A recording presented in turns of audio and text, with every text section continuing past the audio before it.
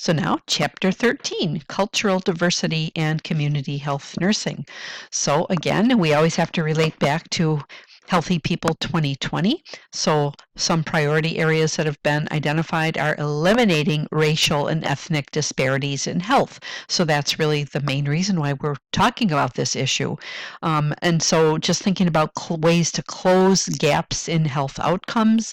So targeting racial and ethnic disparities such as diabetes, AIDS, heart disease, infant mortality rates, cancer screening and management, and immunization. So the aims are to promote healthy behaviors, healthy and safe communities, improvement of systems for personal and public health, and prevention and reduction of diseases and disorders. So cultural diversity, it's kind of multifaceted, complex concept that refers to the differences among people, especially those related to values, attitudes, beliefs, norms, behaviors, customs, and ways of living. So it's really essential for nurses to understand how cultural groups view life processes, how they define health and illness, how healers cure and care for members of their respective cultural groups, and how the cultural background of the nurse influences the way the care is delivered.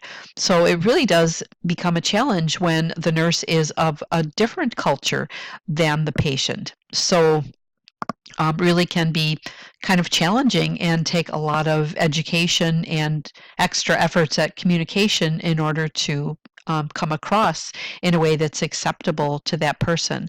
So it really is an interesting concept that we think about in nursing, and I wonder if any of you have had experiences taking care of people from another culture. So definitely very challenging but rewarding part of our careers.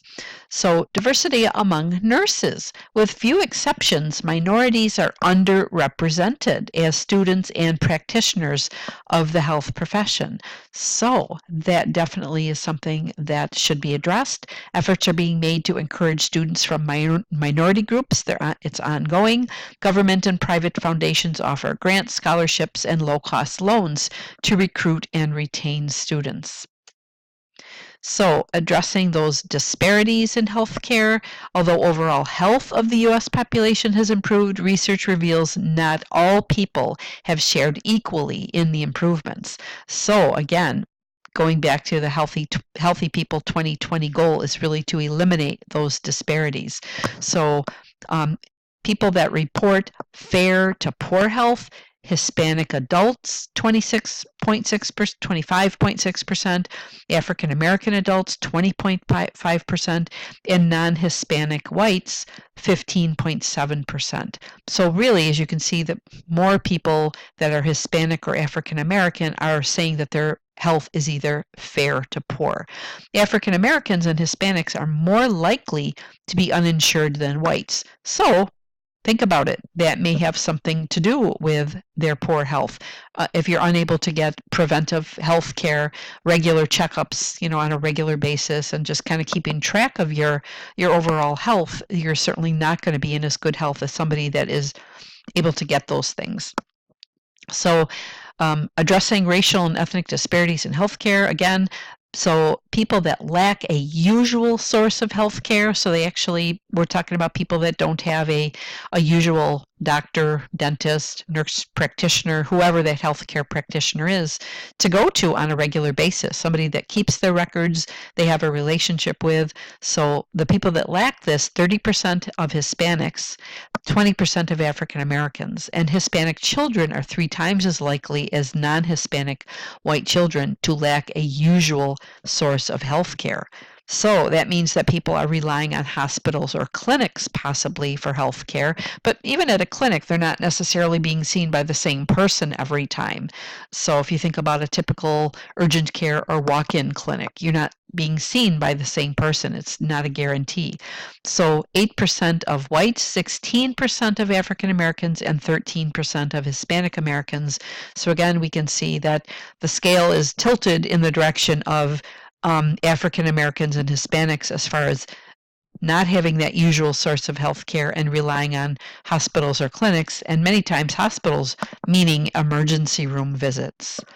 So, and we always really have to think about the whole concept of culture and socioeconomic status, and that if people aren't educated, how that makes their life and health so much more difficult. So education's perhaps the single most important factor in socioeconomic status, and a child's educational development is affected more by differences in levels in formal schooling than by cultural differences or economic indices.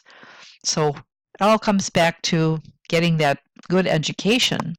Cultural competence. So that is respecting and understanding the values and beliefs of a certain cultural group so that one can function effectively in caring for members of that cultural group. So if you were all sitting in front of me, I would love to ask how many of you have experiences working with somebody of a different culture, and how did it go? What was that like? Maybe you've had that experience either in your own workplace or possibly in a previous clinical experience. I think I might have mentioned in one of the other learning plans that had a chance to work with somebody who was Mennonite. And yeah, I'm pretty sure I told you about him. He had, I think, schizophrenia and probably an eating disorder also. So very different cultural and religious beliefs. And we as nurses, all who took care of this young man, all took turns reading books. We asked the family for books. And of course, we had that luxury because in those days, back in the early 80s, people were in the hospital sometimes for weeks and months. So you had that luxury of lots of time to do your reading and find out information. But that was one of the main things we did. We all passed that book around and we all read that book so that we could have an understanding of what their beliefs were so that we could try to care for them more effectively. And then when you understand their beliefs, then you also see the value in allowing them to have some of their rites and rituals right on the unit, because it is helpful sometimes to combine Western medicine with different types of cultural rituals, especially healing rituals. So the culturally competent community, okay, try to say that fast 3 times. The culturally competent community health nurse requires that the nurse understand lifestyle, their value system, their health and illness behaviors of the diverse individuals, families, groups, and communities. So people do have very different health sustaining behaviors, health promoting behaviors, and also different types of behaviors and activities that they may do when they are ill. So good to understand both. Transcultural nursing terminology. So we have to think about a couple of definitions. You might have heard these before. Ethnocentrism is a person's tendency to view his or her own way of life as the most desirable, acceptable, or best, and to act in a superior manner towards another culture. So yes, that is sometimes something that we sometimes feel. Maybe we feel in America we're the greatest country in the world and that everybody else is kind of inferior to us. So if we have those types of attitudes, good to self-examine and try to work beyond those. Cultural imposition, that's that person's tendency to impose his or her own beliefs, values, and patterns of behavior on individuals from another culture. So in other words, when in America, do as Americans do. So, but think about that for yourself. If you were to all of a sudden go to a different culture, a different country, and have to live there for a period of time, I would be willing to bet that you would take all of your American cultures, values, ideals, everything that's part of your culture, you would certainly take that with you. And it's not that you're going to go into a different country and all of a sudden just forget everything you've learned your whole life and adopt a different culture. It just doesn't work that way. But sometimes we expect people coming to this country to behave as Americans do because, after all, they're in America now. So we impose our culture onto them. So health-related beliefs and practices are always interesting to look at. So we have to understand that they have personal, culturally based values, beliefs, attitudes, and practices, and that could include beliefs about the cause of illness. So some people think, as again in that Mennonite, I'm pretty sure I told you about that. The whole family and the patient really believed that his symptoms were because of sinfulness, that he was an older teenager and that he was having sexual thoughts and that was sinful, and therefore he was being punished by these symptoms, which really in our mind was schizophrenia and an eating disorder. So it's interesting to see what those beliefs are. So the biomedical perspective is that all events in life have a cause and effect. The human body functions more or less mechanically. All life can be reduced or divided into smaller parts, and all of reality can be observed and measured. So that might be one perspective that people might take. So there's a naturalistic perspective. Human life is only one aspect of nature and a part of the general order of the cosmos. The magico-religious belief is that the world is seen as an arena in which supernatural forces dominate. Folk healers understand the role. We always have to understand the role and value of folk or religious healers. And honestly, it's great if we can, again, have that combination, have the person accept Western medicine, but also use their folk or religious healers. So cultural variations do exist in how symptoms and disease are perceived, diagnosed, labeled, and treated. The expression of pain is absolutely culturally determined. And you may have already had some information on this, I believe, in health promotion that is probably discussed when taking care of Hmong clients who tend to be a little bit less willing to express their pain verbally. So different cultures express pain in different ways. So there may be other cultures where the pain expression is full force, yelling, screaming, just getting it all out there, and other people are going to be much more stoic depending on their culture. And then some conditions are culturally defined as culture-bound syndromes like running amok and different things. We don't need to get into details, and I know that I mentioned that somewhere in the mental health learning plans also, that there's just different things that are just very peculiar to different cultures that maybe we necessarily wouldn't understand in our culture.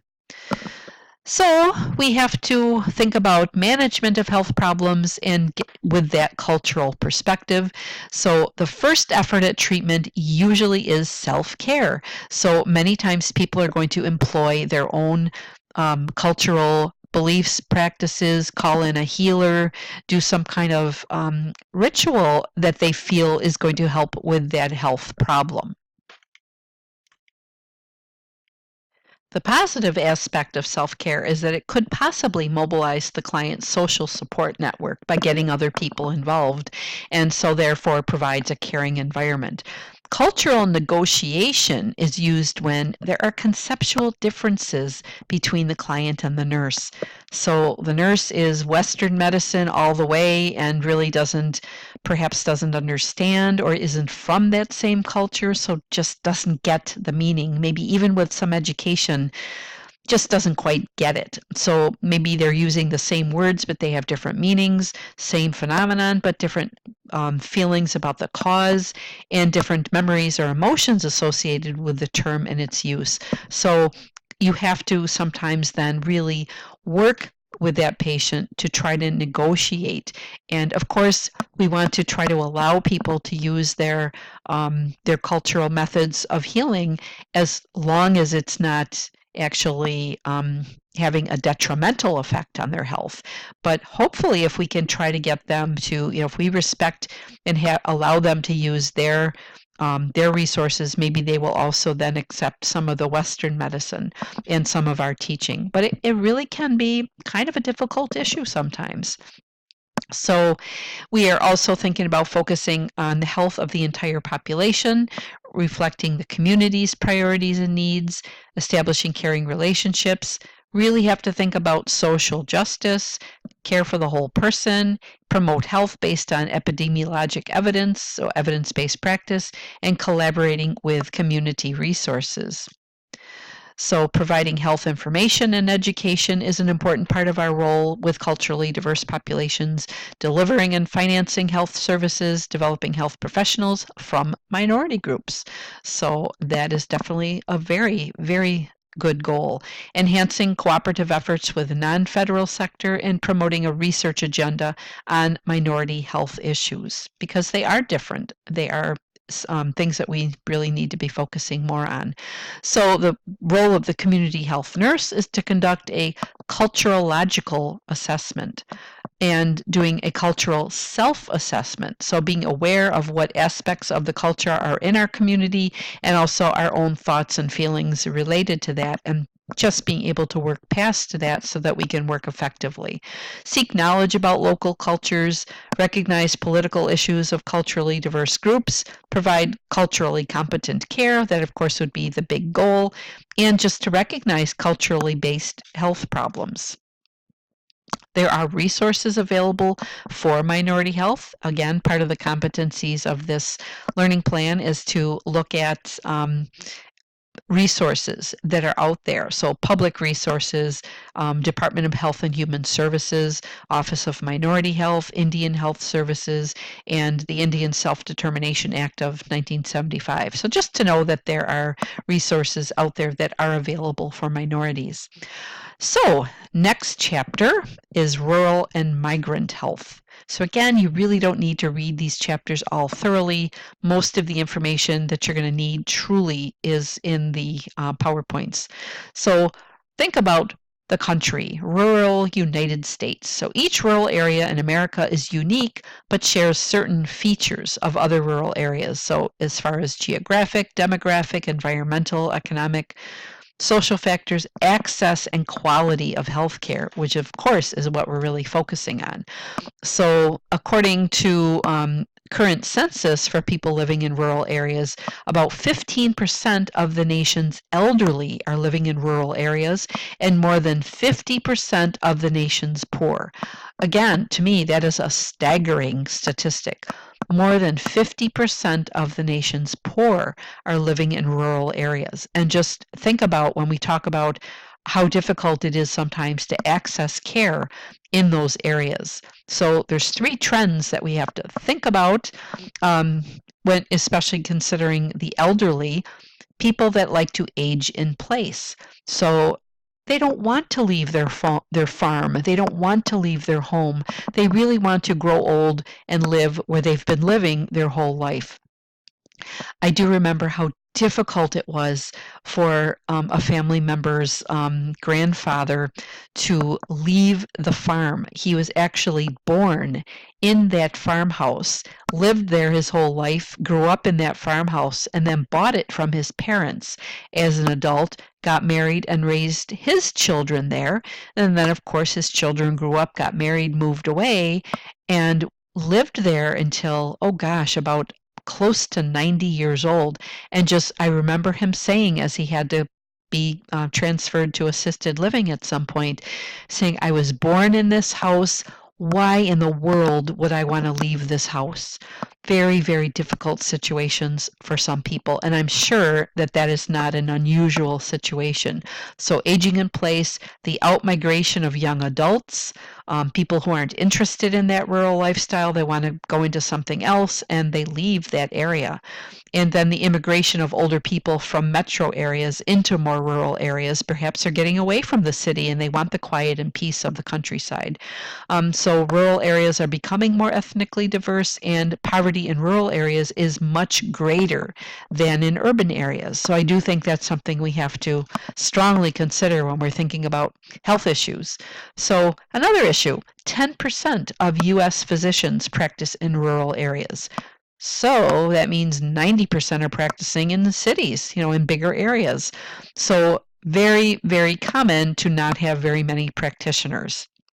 So the ratio is very poor. Half as many as in urban settings. And so again, rural residents are assessing their health as fair or poor. They have more disability days resulting from acute conditions. They have more negative health behaviors, so untreated mental illness, obesity, alcohol, tobacco, drug use that contributes to deaths and chronic disease and disability rates.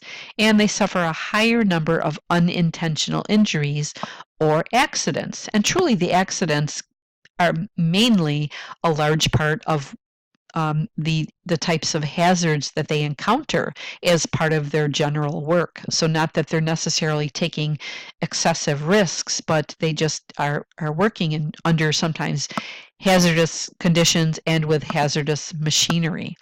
So vulnerable groups, so demographics and personal characteristics can block access to services. So age, education, gender, race, ethnicity, again, all those things that Healthy People 2020 is really focusing on. So specific rural aggregates or groups. So again, focusing in on those health disparities. Migrant and seasonal farm workers have the poorest health of any aggregate in the United States. So again, really kind of something to really take very seriously. So a seasonal farm worker is somebody that lives in that area, but they basically do seasonal work on the farm, but then during the rest of the year, during the winter, maybe they have another job. They might work in a restaurant, or maybe they do snow removal or something else. A migrant is somebody who's moving to that area specifically to help with farm work, and then they move out of that area. So they are not even, they don't even have perhaps a specific place that they are calling their home. So it's no surprise that they would have the poorest health. So accidents and injuries, again, that highly variable environment, increased frequency of accidents and fatalities, and acute and chronic illnesses. Farming activities are associated with chronic respiratory conditions. So education and employment, strong correlation between health and the length of schooling. I think I've said that a couple times now. It's definitely showed up in more than one of the PowerPoints that I reviewed that are from the textbook manufacturer. So there really is that correlation between health and the length of schooling. So age and education are indicators for employment. Low education and employment levels characterize rural minorities. And so that lack of education, again, correlated to persistent poverty, and poverty is a predictor of poor health. So very easy to see. I think we kind of talked about really a similar issue in people that are homeless also. So agricultural workers, accidents and injuries, and think about the environment, their geographic isolation, and working alone. So farms are usually typically spread pretty far apart. Your nearest neighbor might be a mile or more away, depending on the area. Use of that machinery, and then delayed access to emergency or trauma care. They most likely are very far from the nearest emergency room. So some acute and chronic illnesses that they may have, musculoskeletal problems, acute and chronic respiratory, again, hearing loss, hypertension, exposure to chemicals, pesticides and herbicides, secondary conditions related just to demanding farm work. Think about sun exposure also. Sometimes people aren't thinking about putting on their sunscreen. They're getting exposed to the sun. They're getting really brown skin, possibly skin sunburns, and that can lead to skin cancer. So again, migrant and seasonal workers, the poorest health and least access, low income, and they also might have some cultural language problems and mobility barriers, and they really have minimal or no preventive care. So sometimes informal care systems evolve in rural communities, and that comes from that self-reliance and self-help traits that you have in people that live on a farm. So I had a student in class once that said they grew up on a farm, and they absolutely agreed with this slide because they were told, from the time they were kids, if their leg wasn't cut off, then they could just deal with it, and they weren't going to go to the hospital unless they were, dying basically. And so they really get that self-reliance and just that ability to cope and deal with things.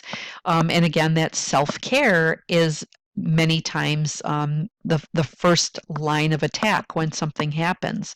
It can include other people in the community. So it includes people that have assumed the role of caregiver. So perhaps maybe it's the older grandma down the road at the nearby farm who has some expertise that she's developed over the years in treating different injuries, things like that. So those informal care providers. And they can provide help, advice, or information. But we also have rural public health departments, but again, might be kind of spread out and not necessarily very close to where you live.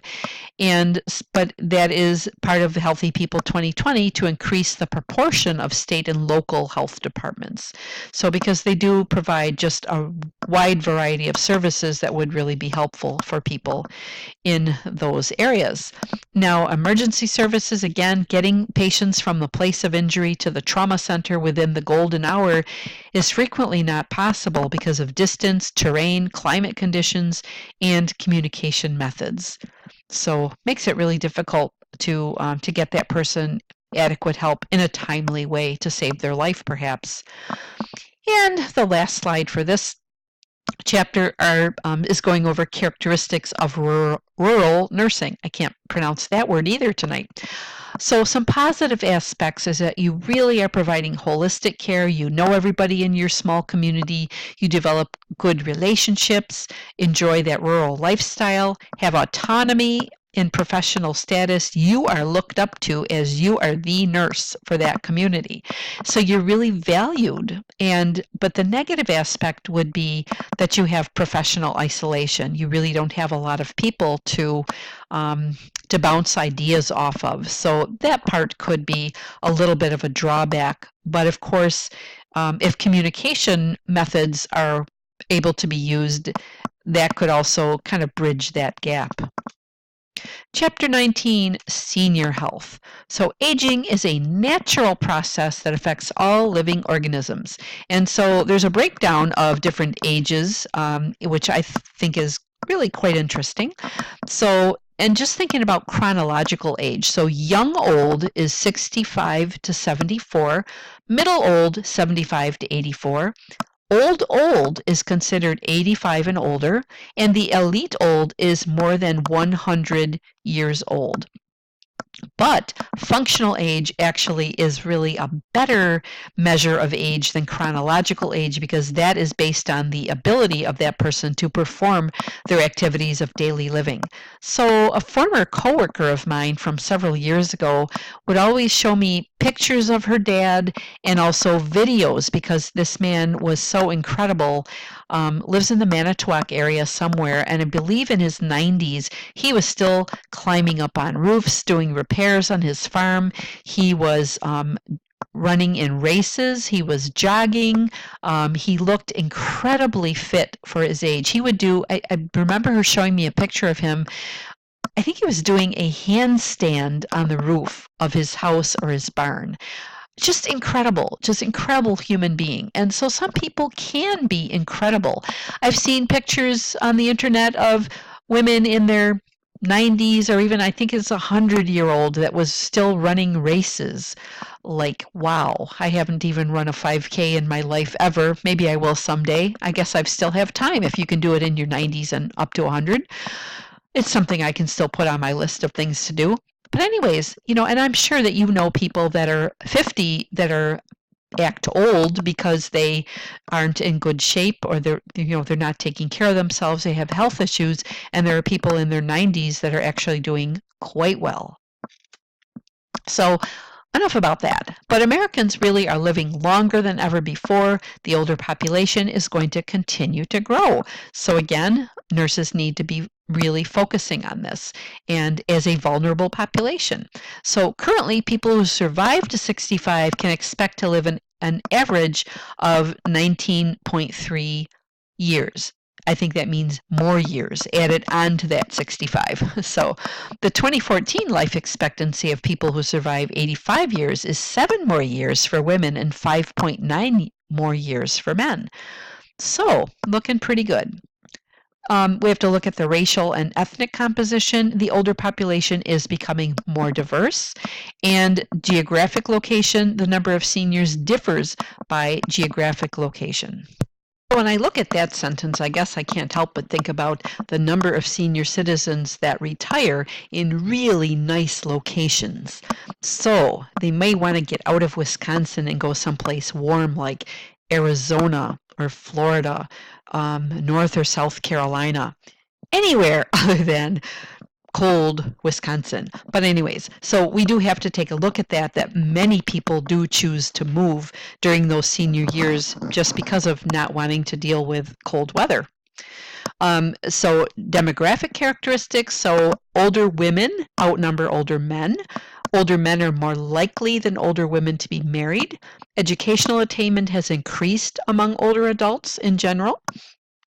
And as far as living arrangements, as age increases and widowhood rise, the percentage of the population living alone increases. So older women are more likely than men to live alone. So that might have some implications on their health. So many times when people live alone, for instance, they may not eat appropriately because there's nobody to eat with and there's nobody to cook for. Especially think about if a woman has been the one to cook meals for her family or her husband all these years and now there is nobody else to cook for, that can really impact her nutrition. So other psychosocial issues and role changes that affect seniors: retirement, coping with that change in social status and possibly their income level, and just maybe not feeling needed, wanted, useful, productive. All those types of things can kind of wreak havoc on somebody's mental status and self-esteem unless they have really prepared for it. And some people retire and just don't prepare for that at all. The other issue might be relocation. They might desire to move closer to family, and so then they're going to be moving out of the area that maybe they're comfortable with, and they have a lot of friends and other activities that they are used to enjoying, but maybe their kids have moved across the country and now maybe they feel like, yeah, they should move across the country to be closer to family. They may also have to relocate due to health reasons. So if somebody has issues with, say, because we don't have very good air quality here, so if somebody has issues with asthma or COPD, it may be recommended that they live in a different part of the country where that's not going to be as much of an issue for them, or they just can't maintain their home. And that's probably one of the most difficult things for a senior citizen to recognize, is that they are no longer able to take care of their home. They can't live safely independently anymore. So I know that was a huge issue for my dad, and he was just in absolute denial that he needed a place to live, rather than living home alone. So boy, that can be very, very difficult for family members to deal with too. So some other psychosocial issues, because again, I've got to talk about psychosocial whenever I'm talking about anything, because that's what I'm really most interested in. But anyways, so widowhood. Again, seen more in women, that loss of companionship and intimacy, loss of one's sexual partner, feelings of grief, loneliness, less efficient financial management, and then changes in relationship with children, married friends, and other family members. Sometimes people that are widowed feel that they aren't invited to things anymore because they're no longer part of a couple. So that actually can happen no matter what the age when people are widowed. But they all of a sudden kind of feel like they don't really quite fit in, and so relationships really can be very difficult.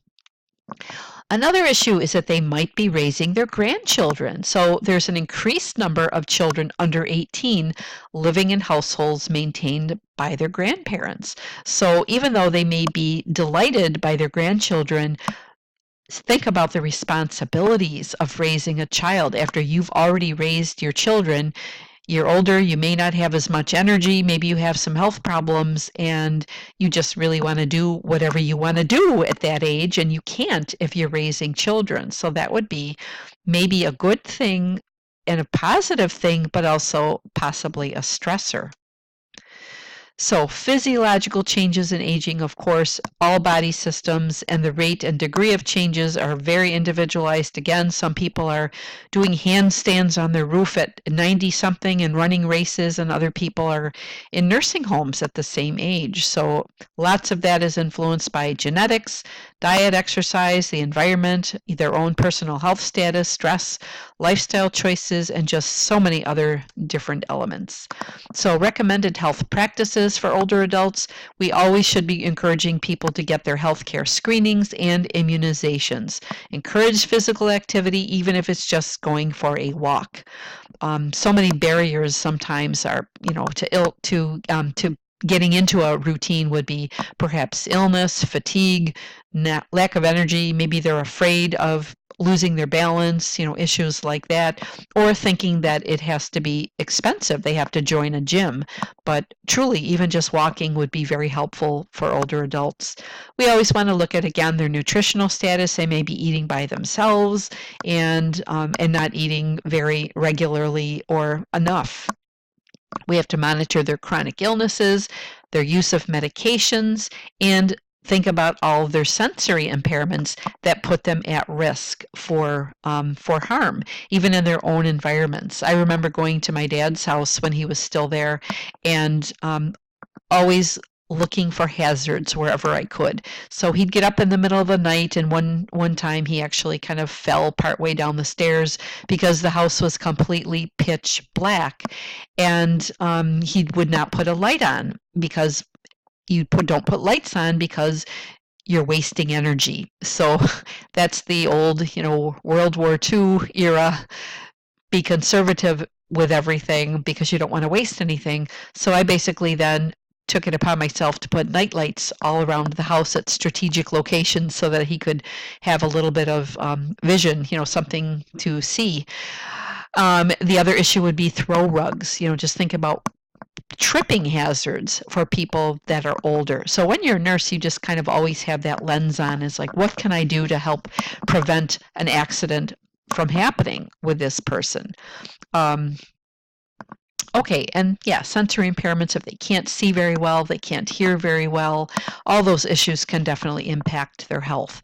Again, encouraging that physical activity, walking is great, and lots of barriers that I kind of mentioned before, and that we should understand that the benefits of exercise and the barriers that prevent people from exercising. Nutrition, so this is just a little checklist, warning signs of poor nutritional health. If they have disease, they're eating poorly, if they have tooth loss or pain in their mouth, economic hardship. Sometimes I have heard, of course, and you probably have too, that some people have to choose between paying for their medications or perhaps buying food. And so it's very difficult for them if they need their medications that are life-saving, perhaps they're skimping on the food. Again, that reduced social contact, maybe they're eating alone, multiple medications. So some meds can actually change the way food tastes in their mouth and perhaps even decrease their appetite. Involuntary weight loss or gain is something to look at. And if they need assistance in self-care, and if they're over 80 years old, really need to be watching for nutritional deficiencies. Also, I think older people just generally seem to be losing their appetite as they get older. They can't eat as much, or they actually just don't have as good of an appetite as they did when they were younger. So we've got to monitor those chronic illnesses. That's the leading cause of death among people 65 and older. And of course, the prevalence of chronic disease is going to increase as you get older. And many older adults have at least 2 chronic conditions. So I would guess hypertension and diabetes would probably be two top conditions that are very common. Oh, darn it, the next slide, I should have waited and read that. Arthritis, hypertension, and diabetes. So I got 2 of them, but arthritis would certainly be up there too. So lots of older people have pain issues related to that. Chronic illness is a major cause of disability and may cause limitations with activities of daily living. And then, of course, that is also going to be a barrier for people to get any kind of exercise. We need to monitor medication use for older adults. So they consume more than 1/3 of all prescription drugs, as well as many over-the-counter drugs and other folk remedies. So they may be using herbals or other types of folk remedies. So age-related changes influence the effect of drugs. Polypharmacy is a huge issue, may lead to drug interactions and dangerous adverse reactions. So that is something that should always be addressed if you're, no matter what setting you're working in. If you're a community health nurse, if you are taking care of older people in the hospital, it's really a good idea to see what all they're taking. And it's always a good idea to recommend people use one pharmacy rather than several different pharmacies, so that one pharmacy has access to all of their prescriptions and can monitor the interactions that might be occurring. It's really tough when you have CVS pharmacy for a couple of prescriptions and Walgreens for another, and they're not communicating, and then it's really difficult to manage some of those side effects. We have to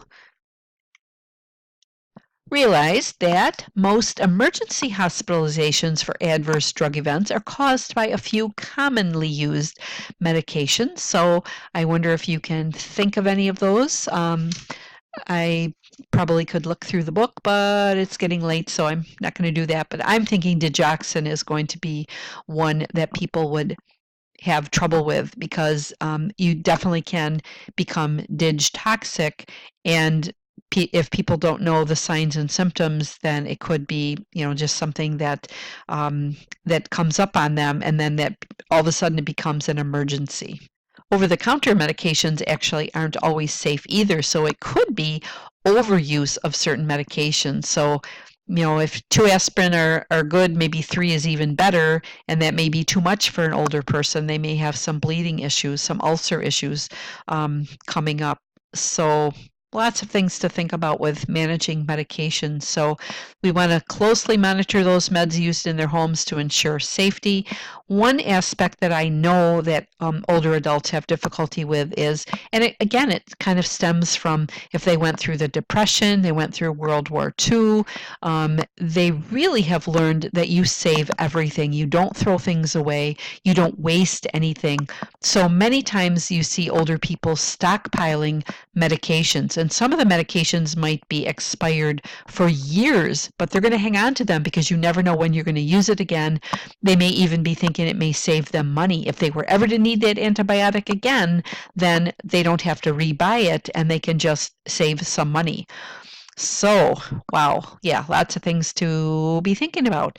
And so truly we need to be educating older adults about potential reactions, drug to drug and drug food interactions, so that they can take their meds safely. Monitoring and accommodating that sensory impairment. Again, visual impairment can impact social abilities, can cause depression, falls, communication issues. Hearing loss is certainly another thing that can affect all of those things.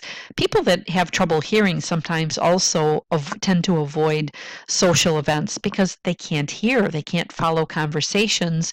They may actually say something that's inappropriate and everyone laughs because they're commenting about something that wasn't even being talked about, but because of their hearing loss, they commented maybe in a way that just wasn't really appropriate. So just to avoid those things, there are people that truly isolate themselves when they have those sensory impairments. Dental problems, maybe they're not getting adequate dental care. They're not going to the dentist every 6 months, and perhaps insurance isn't even covering for that anymore. They may have poor nutrition, lack of finances, all those issues, and incontinence affects the quality of life. And of course, it's a symptom of some underlying problems. There are people, again, who do not go out of their house, or they may have very limited social activities because of the fear of leaking, and maybe they don't want to use Depends or something like that. There's always a little bit of pride associated with breaking down and using products like that. But definitely, if you're worried about being incontinent of either stool or urine, that's going to severely curtail your ability to live and happily socialize with people. So elder safety and security needs, again, falls, Aging, chronic illness, medications increase the risk. Broken hips and traumatic brain injuries are all very serious things that we have to hopefully try to avoid. Um, Driver safety. So impaired, they may be impaired by their sensory disabilities, medications. Overall, as we age, our reflexes get a little bit slower too. So that is a really big issue, and that is something that I know is a very sensitive topic for a lot of people, because when you take away their driver's license, you are basically taking away their independence. And when you take away their independence, they really don't feel good about themselves. So but we don't want them hurting themselves or anybody else. So that is a really big issue sometimes. Residential fire-related injuries. You know, we always hear too about people that are smoking and they are on oxygen. They have oxygen tanks in their house and they're smoking. So those types of things we really need some education about.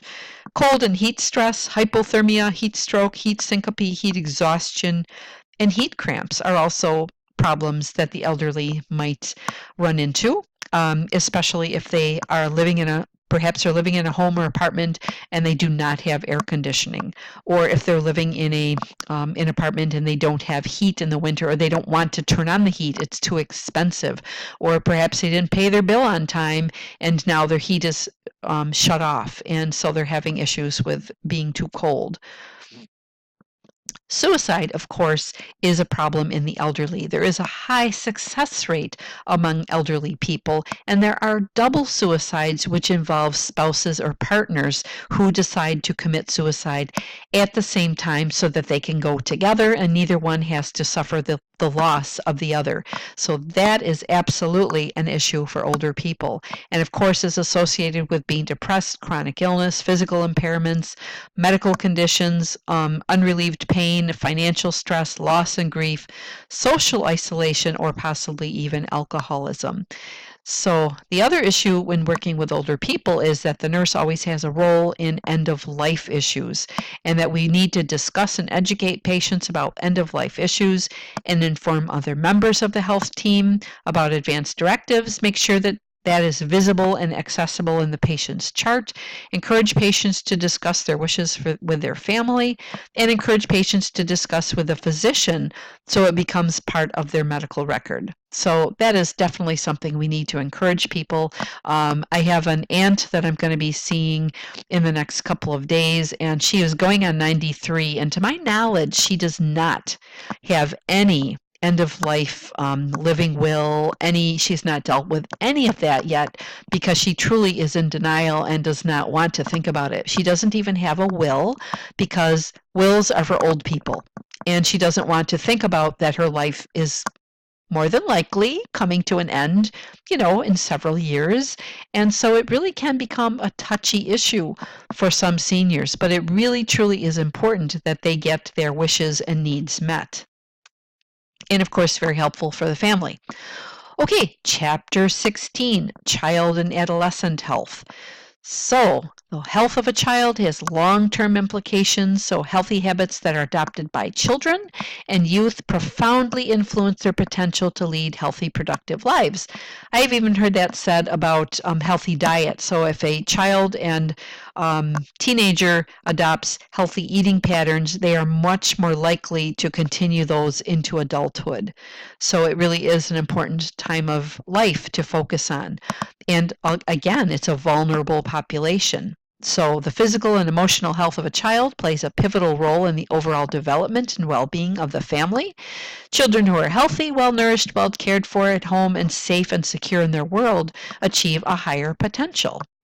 So again, thinking about infant mortality, we talked a little bit about that when we were looking at epidemiology issues, but infant mortality reflects the health and welfare of an entire community, and it truly is a broad indicator of healthcare and health status. So if countries, again, third world countries have a high infant mortality rate, you know that there are a lot of issues that are causing health problems in that country. So it's related to maternal health, medical care quality and access, socioeconomic conditions again, and public health practices.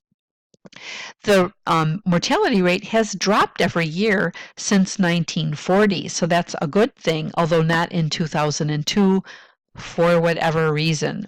And we can think about that change because of improved sanitation, clean milk supply, immunizations, nutritious food, and enhanced access to maternal health care. And also technological advances such as synthetic lung surfactant, especially when a child is born prematurely. So, preconception health is, of course, very important. We should always be stressing that. Half of all pregnancies are unintended, so we need to be really helping women to focus on getting good health care all along in case they do become pregnant. So their health does have an impact on the developing fetal organ systems. So we need healthy maternal weight, good nutrition. If the mom has diseases, those need to be kept under control, up to date on vaccinations, avoiding different types of toxins in the environment, decreasing stress and eliminating abusive relationships. Certainly that would be a huge safety issue. And of course, avoiding illicit drugs, tobacco, and alcohol. So those would all be very important areas. Prenatal care, of course, we're going to be recommending and encouraging people to get that prenatal care, so that gives us the chance of having a healthy full-term baby.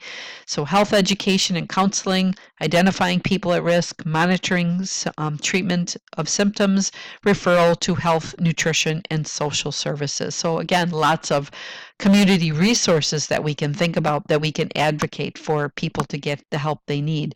Medicaid, WIC, food stamps, smoking cessation services, housing, childcare, job training, substance abuse treatment, domestic violence screening, and counseling. And then I would add to that also possibly referring people to shelters. So sudden unexplained infant death would be certainly a complication of this vulnerable population. And in 1994, the federal government and private entities launched that Back to Sleep campaign. So that really heightened awareness of the safety of positioning infants on their back, and SIDS deaths declined by 50%. So that's just really a good example of how a federal government campaign and a public health initiative can actually make a huge difference in the health of that specific population. So, and as a result of success of the Back to Sleep campaign, in 2010, the Safe to Sleep campaign was launched. So that included other actions to reduce risks of other sleep-related causes of death. For example, suffocation. So I haven't heard any for a while, but it seemed like a few years ago it was almost nonstop that we were hearing, especially in the Milwaukee area, that people would have their babies sleeping in bed with them. Somebody would roll over and suffocate, and the baby would die. So that is another thing that hopefully, maybe I haven't heard anything, because perhaps that's also been a successful campaign and has reduced some deaths. So childhood health issues, accidental injury is the leading cause of death in children ages 1 to 14. Accidents are absolutely, should be 100% preventable. So again, a big effort for us to, focus our efforts on this area. Childhood obesity is also a health crisis that can lead to numerous health problems. Again, should be preventable, or at least if not preventable, we should be able to deal with it and help people to reduce their weight so that they aren't obese. Childhood immunization is a benchmark of child health, and we all know there's lots of controversies about immunization. There are some people that are absolutely opposed to immunization. So that's something else that we have to consider. Environmental concerns can be found in air, water, and from toxic exposure to chemicals. And, think about it. Children are closer to the ground. They're shorter than us. So they are really sometimes more prone to some of those air, water, and toxic exposures because they're so close to the ground. Child maltreatment is an indicator of of children's physical and emotional health status. So the numbers and cases of child abuse. And again, we had a whole learning plan on that, so we're not going to delve into great detail, but just again to think about that as a childhood health issue. And children with special health care needs frequently need multiple health care services. Adolescent health issues. Sexual activity is often unprotected and can result in pregnancy and sexually transmitted infections. Teen childbearing and parenting often have long-term negative consequences for both child and mother, although certainly not always so. There are many teen moms that actually do quite well. They go on to school and function quite well in their lives, but it's just a little bit of a disadvantage, especially if they don't have a lot of support. Violence among youth is a multifaceted problem that can certainly include bullying. The use of tobacco, alcohol, and drugs has serious and long-lasting consequences for adolescents and society. So it's an age where teenagers many times they're impulsive, they're wanting to experiment, they want to fit in, they're having all kinds of hormonal changes. So there's many reasons why they might start experimenting. They may be hanging around with the wrong crowd. They may be using it as a coping mechanism to deal with all their different stressors. So we really need to be focusing a lot of energy. That is still a developing brain, and so all those substances can really have very erroneous, deleterious effects on the child or adolescent. So factors affecting child and adolescent health again. So we need to think about the home where they live in, their education and stability of their parents or caregivers, security and safety in the home, not just like health-wise safety, like cleanliness and free of hazards and, free of rodents and things like that, but also safety as far as violence. Nutrition, environmental issues, healthcare access and use. So do the kids go to the doctor on a regular basis? Children lacking health insurance, not very good. Hispanic, much higher rate than anyone else, followed by Black, Asian, and then white. So again, if you don't have health insurance, very difficult sometimes to get those health care needs met. Public health programs targeted to children and adolescents. So again, Affordable Care Act, Medicaid, and CHIP, the EPSTD. Did I say that right? Early and periodic screening, diagnosis, and treatment for children, other types of healthcare delivery programs, and school-based centers, WIC. So again, you don't need to know details about what that all entails, but just to know that there are, because it is a competency of this learning plan to be able to recognize that there are community resources that are available. So who shares the responsibility for improving children and adolescent health? The parents, the community's role, the employer's role, the government's role, and the community health nurse's role.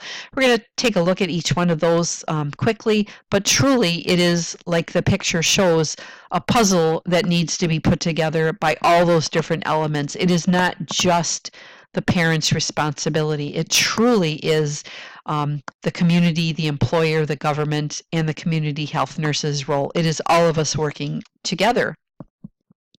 So when we think about the parent's role, that's to ensure the health of the fetus, breastfeed, provide nutritious food, immunizations. If they don't breastfeed, certainly provide nutritious food. Breastfeeding is not possible for everyone, so just want to kind of mention that, and that was probably covered in health promotion. Immunizations, receiving needed healthcare services, and acquiring a healthful lifestyle all falls within the realm of the parents. The community can provide support to families, ensure access to health care, promote well-being, provide safe neighborhoods, education, housing, social service programs. So that's part of the community. The employer can improve health of the individual child or the community, make healthcare more accessible to families, insurance affordable, support nursing mothers, offer flexible leave for prenatal and pediatric health care, and offer time off for sick newborn or children. So those would all be ways that the employer could really help support their that health. And the government promoting and ensuring children's health, public health programs, monitoring health, and then the nurse can be an advocate for improved individual and community responses to children's needs, a researcher for effective strategies to serve women and children, a participant in publicly funded programs, promoting social interventions that enhance the living situations of those high-risk families, a partner with other professionals to improve service collaboration and coordination, and understanding the legal and ethical implications of decision making. So everyone has a role in the health of a child. Community health education. So that's another aspect that can help with these vulnerable populations, because many times people that are vulnerable have some difficulties with health literacy. So we're going to talk about this a little bit. So health teaching is one of the most fundamental nursing principles, and the quote is from 1936, so that was a long time ago. A nurse, even in the most obscure position, must be a teacher of no mean order. So that's kind of a strange way to put it, but thinking about language back in 1936. So truly, it just means that a nurse, no matter where that nurse works, really has to take that aspect of educating her patient very seriously. So the nurse's role is to become a partner with individuals and communities, serve as a catalyst for change, activate ideas, appropriate interventions, identify resources, facilitating group empowerment. So we always have to think about enhancing communication. So inclusion establishes the base for possible health action, and it sets the relationship. So include the person that you are teaching with the health program, and with deciding on what areas that you're going to be focusing on for teaching. So not just that we are going to tell somebody, oh, this is what I think you need to know, but really include them. Nurses have to be cognizant of the first introductory oral exchanges and interactions, kind of be aware of how you are being taken by that person. Do you think, is the person looking at you with eye contact that says, I don't know about this, I don't know if I can trust you, or does the person seem to be open and engaged in what you're trying to teach them? Nurses need to enhance their knowledge and skills to provide culturally effective care, and we're always using the nursing process. So communication and teaching, of course, go hand in hand. So health literacy.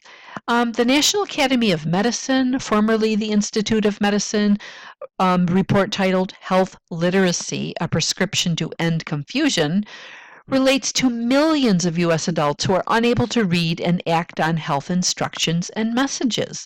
So if we just try to teach somebody and give them a handout, and we may go over it very quickly and hand the person their handout and walk them out the door, but maybe they didn't really understand what you were saying, or they think they understood when you were talking, but now they can't even read the instructions. So if they had any questions, or they weren't quite sure what they were hearing, they have no way to refer back and read what the written instructions were. So that is something, again, nurses have to really pay attention to. Very low literacy skills are at an increased risk for poor health, and that again contributes to health disparities. So all of these issues really kind of work together.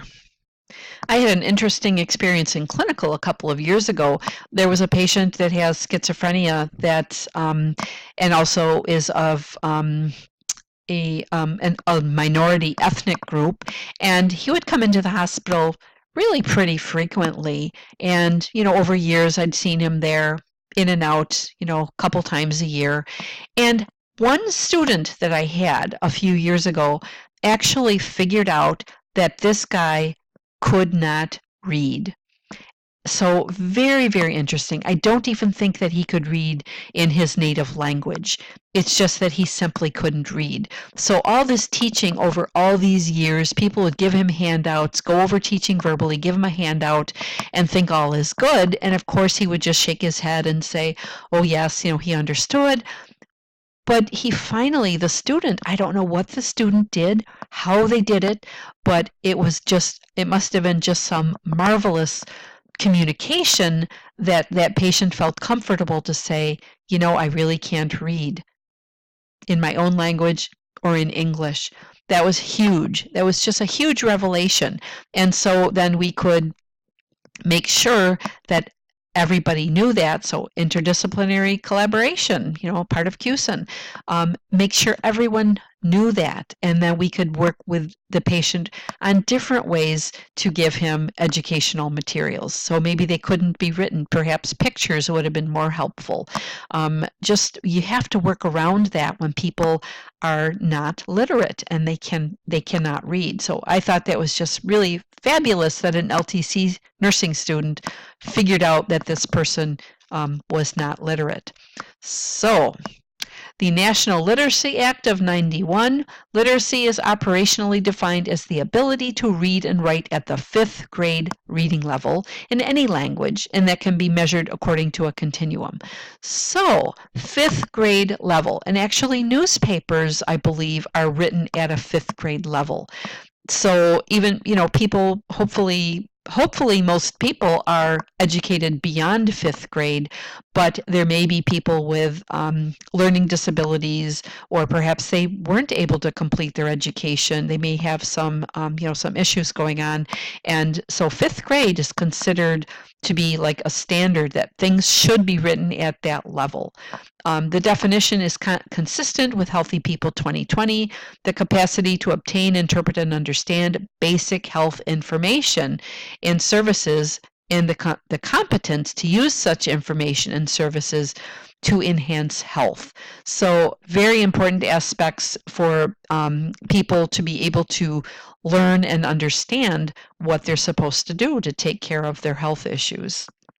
So many times there is a serious mismatch between the reading level of people and the reading level of materials and a patient's reading skills. So again, we really have to make sure that when we do give people handouts, that they are written at least a 5th grade level as the highest level. We don't want to give them anything that's written at a level higher than that. Materials often fail to incorporate the intended audience's cultural beliefs, values, languages, and attitudes. And again, that low literacy prevents many from gaining the full benefits of healthcare. And again, just getting back to that gentleman who all those years never let on that he couldn't read. Think about people that might feel very embarrassed. They may feel a sense of low self-esteem, that they're not as good as other people. They're not as good as the healthcare provider that's working with them because they're not able to understand something that's written. So we do have to overcome that barrier also and really try to encourage people to talk to us about that, or if there is something that they don't understand in their written instructions, to make sure that they ask good questions. Nobody wants to look stupid. Nobody wants to look like they don't understand what's going on. So, very, very hard to kind of get over. I think the patient is almost stigmatizing themselves by not feeling free to ask questions. So helpful tips for effective teaching: assessing those reading skills, determining what the client needs to know, identify what motivates them, stick with the essentials. We don't need to give them all kinds of extraneous information that just isn't helpful or useful. Set realistic goals and objectives, clear and concise language, develop a glossary of common words. Sometimes it really is not very helpful to be using medical terminology. So, and I know that sometimes I've seen students do that only because probably you get a little nervous in that clinical setting, and so you're just saying the words that come first to your mind. But it's always good to take a step back and try to think about putting it in the simplest way possible so that that patient can understand you. It might help to space your teaching over time, not to try to do it all in one fell swoop like I'm doing right now. Personalize the health messages, incorporate methods of illustration, again, real life examples, pictures, anything that you can do to make it real for them. And it's kind of a give and take. So you're getting information from them and you're getting information, you're giving information to them and getting information back from them. So helpful tips for effective teaching: summarize often, be creative, use appropriate resources, praise patients, be encouraging, allow time for questions, employ that teach back method. Remember that comprehension and understanding take time and practice. So don't be disappointed or frustrated that the patient didn't get it the first time you told them. They may only get a part of it, and so that you have to just keep reinforcing. And we have to conduct learner verification, and of course, using the nursing process, evaluate the teaching plan. And of course, the feedback from that person is very valuable. Assessing materials: become a wise consumer and user, so evaluating health materials, including websites, before disseminating them. So very important for us to check something out before we would recommend it to a patient. And materials should strengthen previous teaching, be used as an adjunct to health instruction, be appropriate for intended audience and community education initiatives. So we have to think about, do the materials match the intended audience? Are they culturally appealing, relevant, convey accurate, up-to-date information, understandable? Do they promote self-efficacy and motivation? So do they promote that the patient can read this and say, oh, I think I can do this? Not only am I motivated, but that self-efficacy, that feeling of, yes, I think this is within my realm, I can do this. So assessing reading level, there are a couple of different ways to do that. There's something called a SMOG readability formula, and when you apply that formula, you are able to calculate at what grade level. So I tried that on something a while back, and it actually came up with 14th grade level. So that material would not be appropriate for patients. So that would be college level reading. It would not, we really want to think about getting things to 5th grade reading level, and actually using that formula. There are ways that you can change words and decrease the number of syllables. Like instead of so many 3 or 4 syllable words, they encourage you to use more 1 or 2 syllable words that mean the same thing but just are a little bit simpler. So that would get that back down to that 5th grade reading level. There's also something called the Flesch-Kincaid formula that's on most computers. I haven't checked it out yet, but I probably should. And then you can also just do a search for readability statistic, and you'll find different ways to assess people's reading levels. Social media. So that refers to, what social media is: interactive, internet-based communication channels. We all know what social media is. There's a lot of different platforms that are available, and we might be reaching diverse community constituents with important public health messages. So really, the purpose of this slide is to say, maybe we can think about as nurses to use social media in a good, productive way to get the word out if something is a health concern, or as a way to educate people. So it does have the potential to facilitate communication, increase sharing of health information, personalize and reinforce health messages, and it can empower community members to make informed health decisions. That's the end of this learning plan. So good night, everyone.